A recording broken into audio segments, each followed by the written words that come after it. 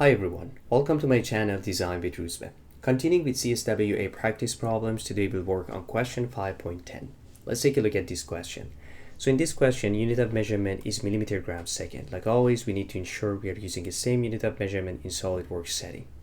Now looking at this question, we have a 3D model, we have the top view, front view, and the right view. My preference is to start with the top view, and I'm going to focus on this triangular shape. I will make a sketch from this shape, and then I will extrude that to make the base of the geometry. Then after that, I will focus on this cylindrical feature, and I will make that. And that's the last step for modeling this part. So with this introduction, let's jump into SolidWorks and start modeling this part. In SolidWorks, first thing first, we need to check unit of measurement, and you can see that we have millimeter gram second, which is a correct unit of measurement. So we are good to go.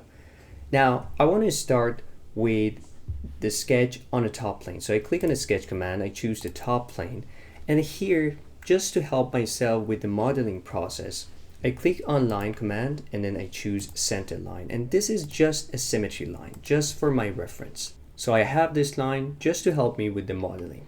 Next, I click on arc command and I'm going to choose center point arc. Let's start with the origin of the geometry and the top arc. So I click here and I make an arc shape like this. Then I click on line command, and then here I'm going to make a line tangent to this arc. Now here we need to change from the line to arc again. And if you remember in the previous videos, I explained that in order to do this, you can move your cursor out, you can move it back to this, and SolidWorks automatically changes the command from line command to arc command. And the nice part of this is that the arc that you're making is automatically going to be tangent to the line. So I have this here, and now again I have a line command, so I can draw this, and same things, I move it out, I move it back, and then here I make it like an arc, and again I have a line command, I can connect these. So it's going to be faster. If you don't do this, every time you have to click on line command, then you have to click it back on arc command, and then you need to add these tangent relations. But with this, the process would be much faster. Okay, so now we have this sketch. We know that this part is not tangent, and this part we don't see a tangent relation. So what I can do, I can click on the arc, hold control, click on the line, and choose tangent. Same for here. I click on the line, hold control, click on the arc, and I choose tangent. Okay, so now we have this geometry. We need to add another constraint to show that this is actually symmetric. To do this, what I can do, I can right click on this bottom line and choose select midpoint.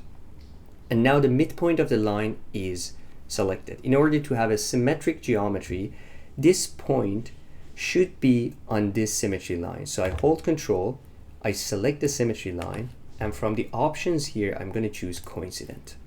Awesome. So now we have this symmetric shape.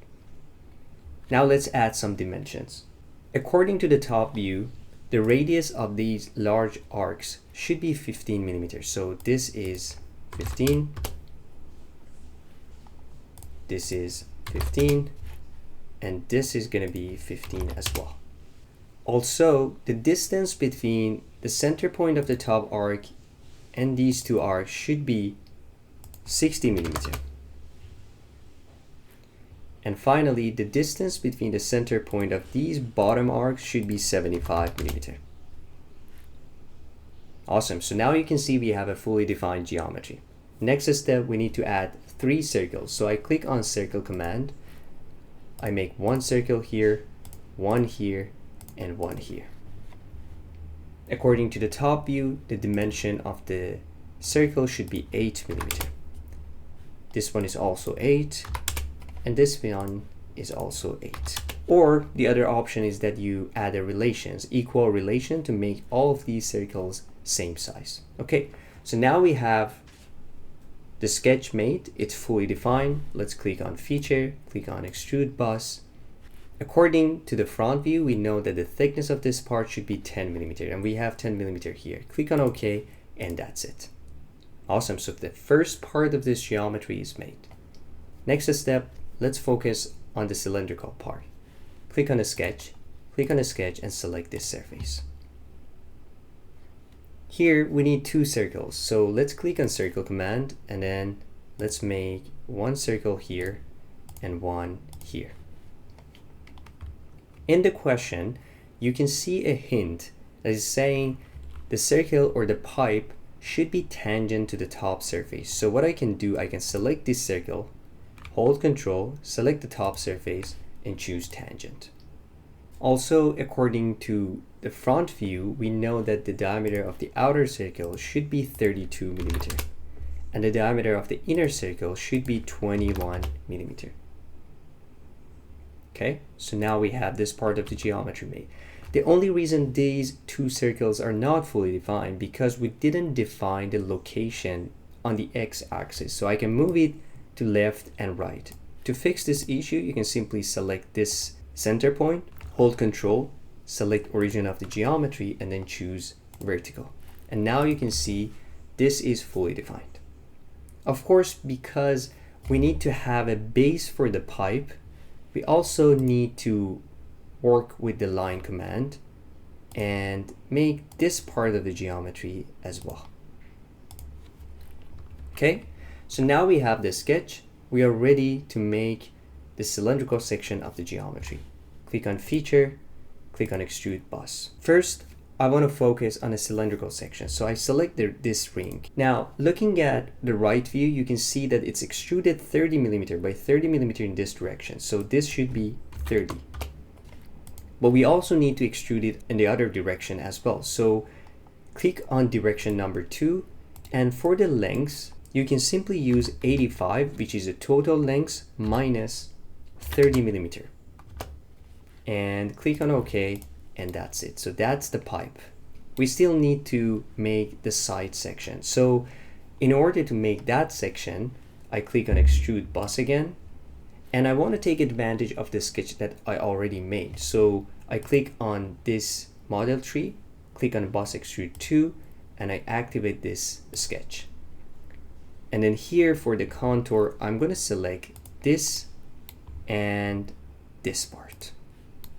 But of course, we want to go to the other direction. So what I can do, I can click on this drop down menu. I choose up to surface, and for the surface, I'm going to select this surface, right? Now click on OK, and that's it. So that's the final geometry. We made the base of the geometry, as I showed you, and the second part of the geometry, which is this pipe section. So now it's time to check the total volume and make sure that this is a correct model. So let's go back to the question and check the total volume in the question. In the question, you can see that the total volume for this geometry is going to be 105,501 cubic millimeters. So let's go back to SolidWorks and check the volume for our model. In SolidWorks, in order to check the volume, you can click on Evaluate and then Match Properties. And here you can see the total volume. The total volume that we found for our model is 105,500.6 cubic millimeters. If you round up this number, you're going to get exactly the same answer as shown in the question, which is showing our model is correct and there's no problem with it. Okay, awesome. I think that's a wrap for this video. I hope you enjoyed it. I hope you find it useful. And if you have any question or comment, please leave comments down below. Thanks again for watching. My name is Ruzbe. Hope to see you again soon in the next videos.